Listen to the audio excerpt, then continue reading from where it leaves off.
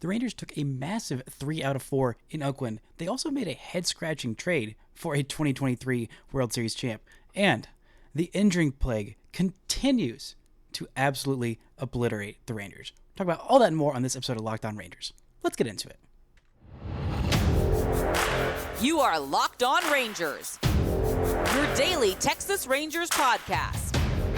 Part of the Locked On Podcast Network, your team every day.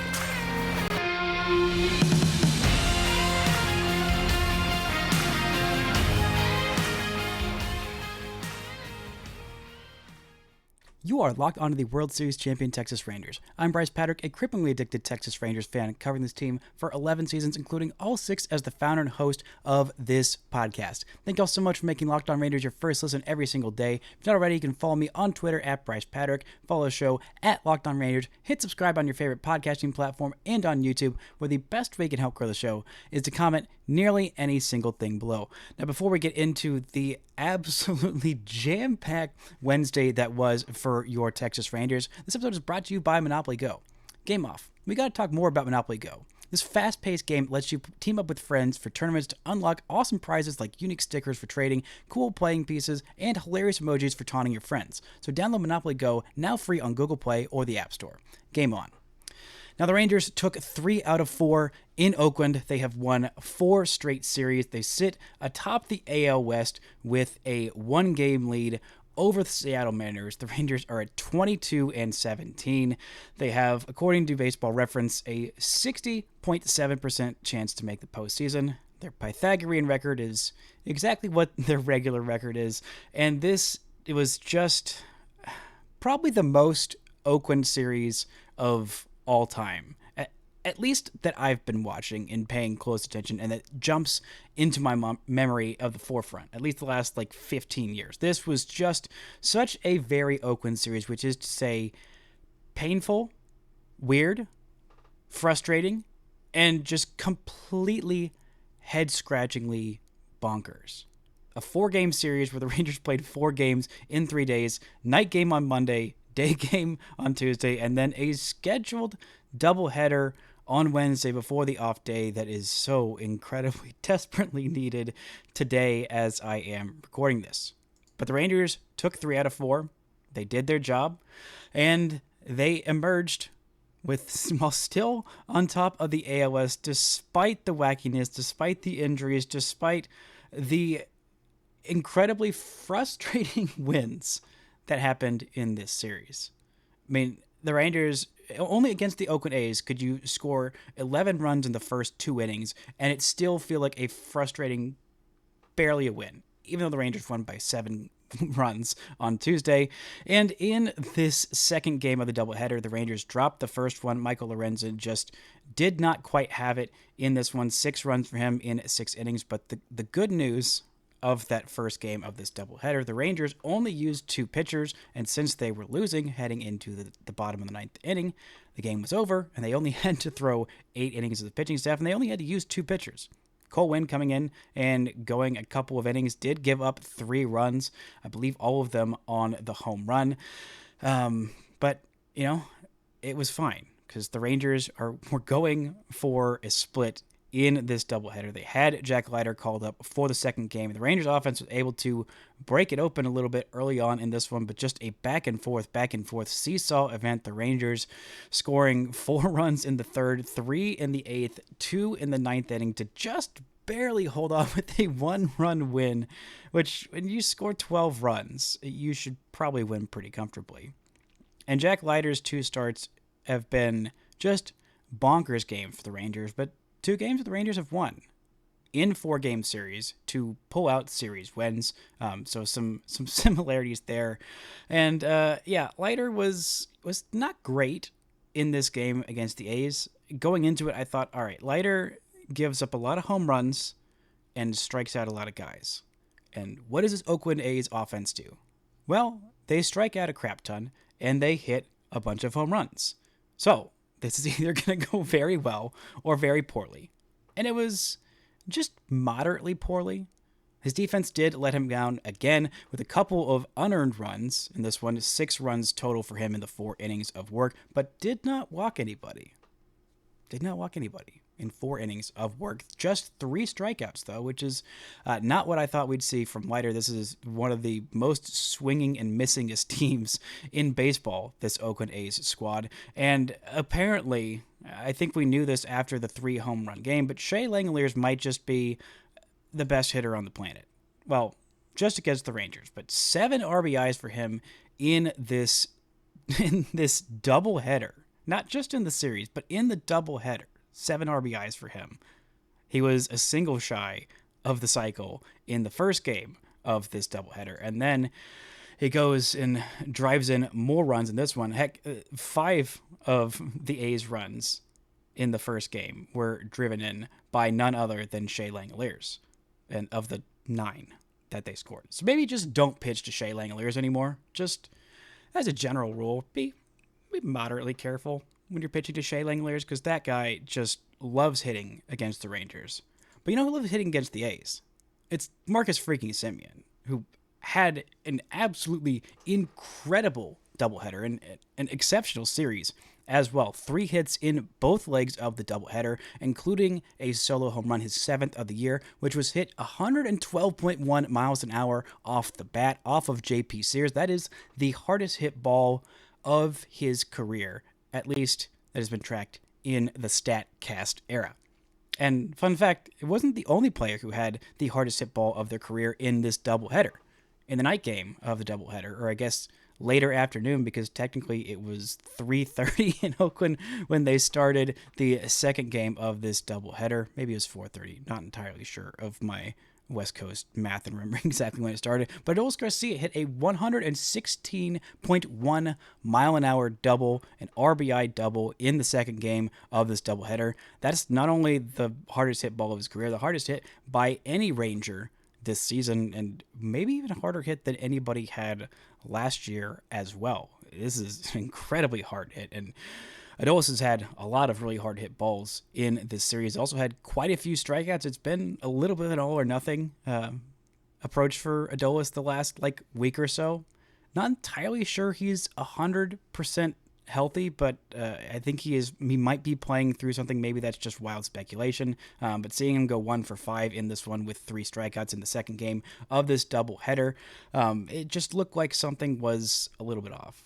The Rangers got great offense up and down this lineup, not only the multiple 3-hit games from Marcus Semien. Nathaniel Lowe had yet another game where he reached base 4 times. That's at least twice in this Oakland series. It might be, I think, 3 times since that Saturday game against the Royals, where Nathaniel Lowe has reached base at least 4 times. A couple of hits, a couple of walks, 3 RBIs for Lowe in this one. 3 RBIs in a multi-hit game from Jonah Heim, who also loves hitting against his former team in Oakland. A 3-hit day from Ezekiel Duran. And Leody Taveras, offensively, continues to be an absolute force. He's now got an 11-game on-base streak, and during that 11-game on-base streak, he's got a slash line of 357, 438, 571, a 1,009 OPS with 7 RBIs from the 9 spot in 11 games, and 13 runs scored. It's a big part of this Rangers offense. It's a big part of this Rangers offense. It's the bottom of this lineup getting on base for those guys at the top in Marcus Semien, in game 2, Evan Carter, and in Lowe and Seager, giving those guys opportunities with runners in scoring position. And those guys have been cashing in. They have been fantastic in the clutch. And the Rangers offense did it again, scoring 12 runs without a homer. Heck, in the second game of this series, of this doubleheader, the Rangers only had 1 extra base hit. Just 1 to score 12 runs. And it was that RBI double from Adolis Garcia. The Rangers went 9 for 20 with runners in scoring position. It's just an absolutely buck wild game, which it just was very fitting. This just felt like such a familiar series. This felt like the Oakland A's team that I have known and disliked for my entire Rangers fandom. No matter who's on this roster, which usually there is always such a hodgepodge of guys who most people don't know anything about. But last year was the aberration for the A's, of them being absolutely terrible. I went into the year thinking, okay, this Oakland A's team, they look terrible on paper, but we've just never seen them bottom out like that in years. And so you always think they're going to be scrappy. They're always going to be annoying to play. They're always going to be just a thorn in the side, and that's exactly what this series was. Even though the Rangers scored double-digit runs in 2 of the 4 games in this series, they stole Game 1 of this series with that 3-run bomb by Corey Seager. And then this one, they just kept on scoring and hanging on for dear life because the bullpen, which has been very good, just made it a lot closer than we thought it needed to be. Coming up, we're talking a little bit about this bullpen, about the injuries the Rangers have suffered, and a reunion with Robbie Grossman. But why? Right after this word from our sponsors. This episode is brought to you by DoorDash. It's never too late to show mom your love this Mother's Day with DoorDash. Surprise mom with flowers, gadgets, and self-care essentials all in one place, delivered right to her door. You may know DoorDash for all their food deliveries, but they deliver all kinds of things, and you can get everything you need for your mom this Mother's Day. Don't forget, it is coming up this weekend, so get your mom something from DoorDash no matter where you are. Thoughtful gifts she deserves with the convenience you need. Choose same-day delivery or schedule a week ahead for when flowers and gifts should arrive at her door with DoorDash. Get a Mother's Day gift as unique as she is with DoorDash. Use code LOCKEDONMLB. Get 50% off your next order up to $15 when you spend $15 or more on your next flower, convenience, grocery, or retail order now on DoorDash. That's promo code LOCKEDONMLB. Order using DoorDash today. Terms apply. This episode is brought to you by Monopoly Go. All right, game off.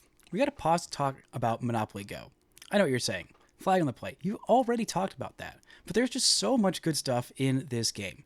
In Monopoly Go, you can team up with friends for timed tournaments where you work together to build up each other's boards. The more you win together, the more awesome prizes you unlock. And there is so much to get. Unique stickers you can trade with your friends to complete big albums for big prizes. Cool new playing pieces to travel the board with. Hilarious emojis for taunting your friends when you smash their buildings or heist their vaults. Plus, Monopoly Go feels new and exciting every day, with constantly changing tournaments and challenges. Atop include their own unique minigames, like digging for treasure or a robot pachinko game. There's always new timed events that help you win big, like massive multipliers for everything you win or rent frenzies. There's always something fun to discover in Monopoly Go, so get off the bench and go download it now free on the Google Play or App Store. Game on. Now, the Rangers were able to hold on in this one with a 1-run lead. This bullpen was asked to protect. Coming in the 5th inning, the Rangers got a very nervous but still scoreless inning from Jacob Latz. In came Josh Sborz for the 6th inning, and he just did not look right from the jump. Walking one batter, getting to a 3-1 count, actually just throwing 1 strike in his first 7 pitches. And then the trainers came out and looked at him. Actually, I believe it was his first 8 pitches. It was a 3-1 count that he left the game with because he was hurt. Because the Rangers just can't have anything nice. They can't have one day, it feels like, without some new injury popping up. The Rangers started the day with news that Dane Dunning was headed to the IL with a shoulder injury, which you hear shoulder and you get absolutely terrified. But thankfully, it wasn't that bad. He is on the IL with a right rotator cuff strain, which is the same as Josh Sborz' injury, so he's expected to miss just 15 days. We'll talk more about that later on. But Sborz comes out of this game. In comes David Robertson and strikes out 5 in his 2 innings of work. Does work a walk, but gets out of that inning scoreless, comes in the next inning, and should have had an immaculate inning. He should have, if not for one truly terrible call. But he got a 10-pitch, 3-strikeout inning with Robbie Grossman playing the field because Robbie Grossman is back on the Rangers. I did want to give a quick shout-out to Robertson for that amazing outing. Just looked absolutely incredible in a 1-run game, going 2 innings, and it looked like the Rangers might need 2 innings from Robertson and 2 innings from Yates because they couldn't get an out from Josh Sborz. Leclerc came in a lower leverage situation because it wasn't quite what would have been considered a save situation if he finished that game off because the Rangers got some insurance runs. Wasn't a 1-run game, thankfully, at that point. does allow a run, makes it into what would have been a save situation. Then the Rangers drop on a couple more runs in the top of the ninth, even though Yates was already warming. The Rangers said, okay, we're going to throw Owen White out there because he is on the Major League roster. We thought maybe to take Dane Dunning's spot in the rotation. That appears to not be the case. But Owen White comes in, allows 3 singles on not terrible pitches for the first couple of them. The third one wasn't as great as the first 2, but the Rangers say, nope, I've seen this movie before. Even with a 5-run lead, bases loaded, no outs, we are not taking any chances. In comes Kirby Yates. It has become a save situation. Yates gives up a walk, a balk, all 3 of the inherited runners score, including the first run that he is allowed as a Texas Rangers. ERA is no longer perfect, but his save streak is still perfect. 7 saves for him on the year, a .56 ERA now for Kirby Yates.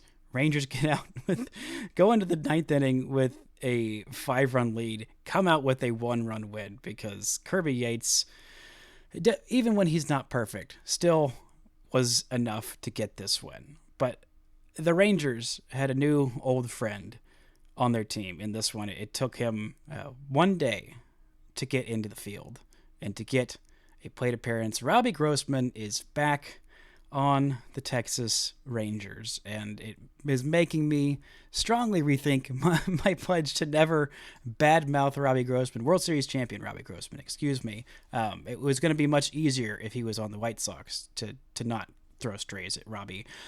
But he's back because the Rangers made a trade with the Chicago White Sox to give up an actual prospect for a guy who all 30 teams this offseason saw what he did and said, nope, I'm good. I don't really need that. The White Sox signed him on opening day to a minor league deal, mind you. A minor league deal to the team pretty comfortably the worst in Major League Baseball so far this season. And the Rangers gave up Anthony Hoopii-Tuionetoa, or Bubba, as he's called, who has been, quite frankly, exceptional in Double-A this year. A guy who the Rangers drafted back in the 30th round of the 2019 draft, a round that does not exist any longer. And this year in Frisco, the 23-year-old relief prospect has had a 0 ERA in 10 games, 12 and a third innings, just 4 strikeouts, just 4 walks to 16 strikeouts, 11.7 Ks per 9, 2.9 walks per 9, just 5.1 hits per 9. He has been very darn good, and I'm surprised that he wasn't already called up to AAA. I thought that he might end up breaking into the big leagues this year at some point, but the Rangers make this trade for one reason and one reason only. Well, I guess probably a couple. Maybe partly because he is, as one of my group chats deemed, Robbie Grossman is Bruce Bochy's emotional support veteran, because Bruce Bochy likes to play Robbie Grossman because he gets on base and he hits lefties well. He does. That is something the Rangers have not done. They do have a very lefty-heavy lineup with a few guys that can't really hit lefties all that well. Corey Seager has not hit lefties well this year. That's not a trend I expect will continue. Lowe has been good against lefties, but Evan Carter has been kind of a mess against lefties. Did have 2 really good at-bats against lefties in this series, though. Got a hit and got a 100-mile-an-hour line drive right to the pitcher that, had it not been right to the pitcher, would have probably gone through the infield and been a single. And the Rangers just have not done well against their lefties. And part of that is because their lefty mashers are hurt, as is most of this team. Josh Young was one of the best hitters against lefties in the league last year, and he's out till June. Justin Foscue has always hit lefties well, and he might be playing this Robbie Grossman position of, just DHing against lefties. But he is also on the 60-day IL, as is Wyatt Langford, who the Rangers also thought would match lefties. This year, against lefties, Robbie Grossman has been very good. Hitting .333, an on-base of 4 in the 430s, slugging in the 440s. Still doesn't have a homer this year. That was in 23 plate appearances. And last year against lefties, Robbie Grossman was, once again, very good against lefties. He was playing that role for the Rangers, a 953 OPS in 137 plate appearances against lefties, a 3.45 slash line of hitting over 300, on base over 400, slugging over 500. He was legitimately very good. He knows how to work a walk, and he knows how to work a deep count. But Robbie Grossman should not be playing the field at any point. He should be here just to hit against lefties. But the fact that the Rangers gave up something to get Robbie Grossman, a guy who didn't make the Major League roster of the worst team in Major League Baseball out of camp, it says a couple of things about the Rangers. It says, one, the fact that this guy was still there opening day means either you should have signed him before this and you're kind of admitting making a mistake, or, and I'm more inclined to lean this way to give the Rangers the benefit of the doubt, it more speaks to just the sheer amount of injuries that this team has sustained. Giving up a real prospect for Robbie Grossman when I highly doubt that anybody else would. I know it's a relief prospect. I know he's a 23-year-old relief prospect in AA, but he's a guy who could have a higher WAR for the season than Robbie Grossman does. And I don't know if he's even going to make the major leagues this year. And I think even if he doesn't, he still might have a higher WAR than Robbie Grossman. And it took literally one day for Robbie Grossman to play the field, which he was absolutely horrendous in the field last year. And it is not a thing that I want to see at all this year. And we might just see Robbie Grossman for the 3 weeks or 2.5 to 3.5 weeks that White Langford's on the IL. Once the calendar turns to June and hopefully Josh Young returns, and hopefully maybe even Justin Foskey returns at some point, which, side note, I think I would trust Justin Foskey in left field defensively a little bit more than Robbie Grossman at this point. But that's kind of what it says about this Rangers team. And the fact that they gave up a real prospect is just incredibly frustrating and mind-numbing, and also just kind of a sign of where this team is. But it also gives me a little bit concern about the Rangers' concern about Evan Carter hitting lefties. We're talking about that in the Rangers' continued rash of injuries right after this word from our sponsors. This episode is brought to you by PrizePicks. Get in on the playoff action and win up to 100 times your money on PrizePicks as you and the world's best players take on the game to a new level in basketball's postseason. PrizePicks has something for every sports fan, from baseball to basketball to League of Legends, and everything in between. You can pick Luka Doncic. You can also pick Jason Robertson, heck, Corey Seager as well in your same entry. PrizePicks is the best way to get in on the action on sports in more than 30 states across the country, including California, Texas, and Georgia. Testing your skills on PrizePicks this baseball season is the most exciting way to play daily fantasy sports.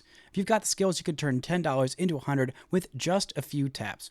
Quick withdrawals, easy gameplay, and an enormous selection of players and stat times. That's what makes PrizePicks the #1 fantasy sports app. So download the PrizePicks app today. Use code LOCKEDONMLB for a first deposit match up to $100. Again, download the app today. Use code LOCKEDONMLB for a first deposit match up to $100.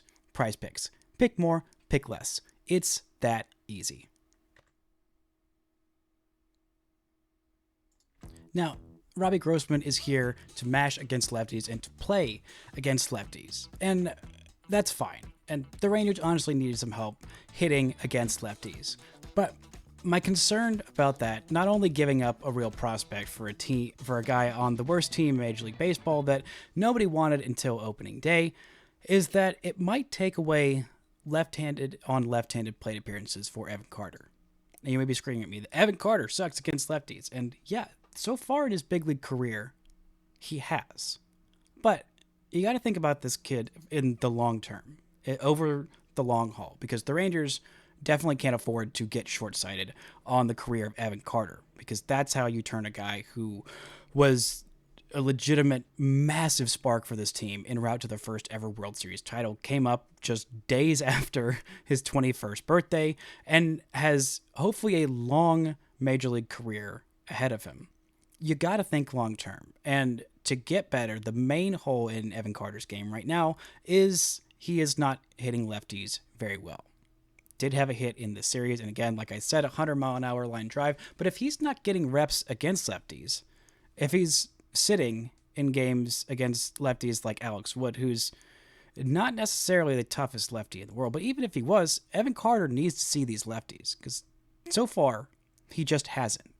In his big league career, he has got 40 plate appearances against lefties. In 2021, his first pro season, he got 51 plate appearances against lefties. In 2022, between high A and double A, very briefly double A, he had 113 plate appearances against lefties. That's the most plate appearances he's had in a single year against lefties. In 2023, he had 106 plate appearances against lefties in total. He got 146 plate appearances against lefties above high A. So big leagues and double A and triple A combined. As a professional baseball player, which Evan Carter has been since his age 18 season in 2021, this is year number 4 of him being a pro. He's got 299 plate appearances against lefties.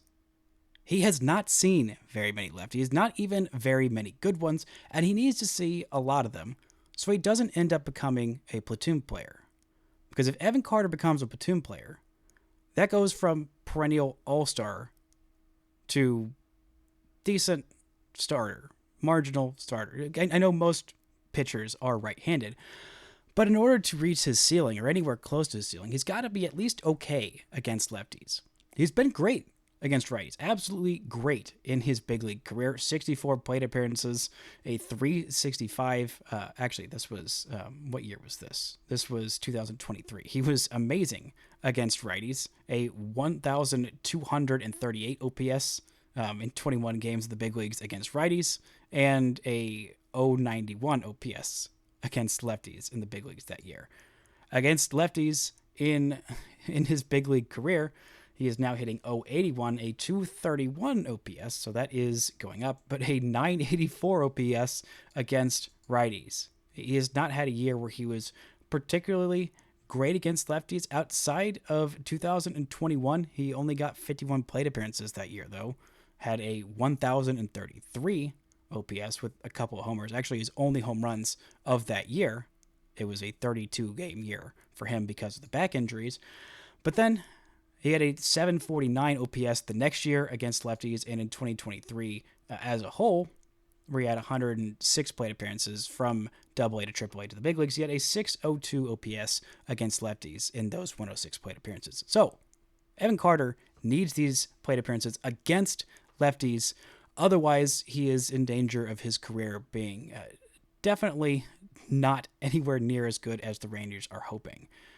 And the Rangers need him to be everything they hoped him to be, or at least some approximation of it, at least an everyday player. They just cannot afford for Evan Carter to become a platoon player because they want to get at-bats for Robbie Grossman against lefties. That's just something that absolutely cannot happen.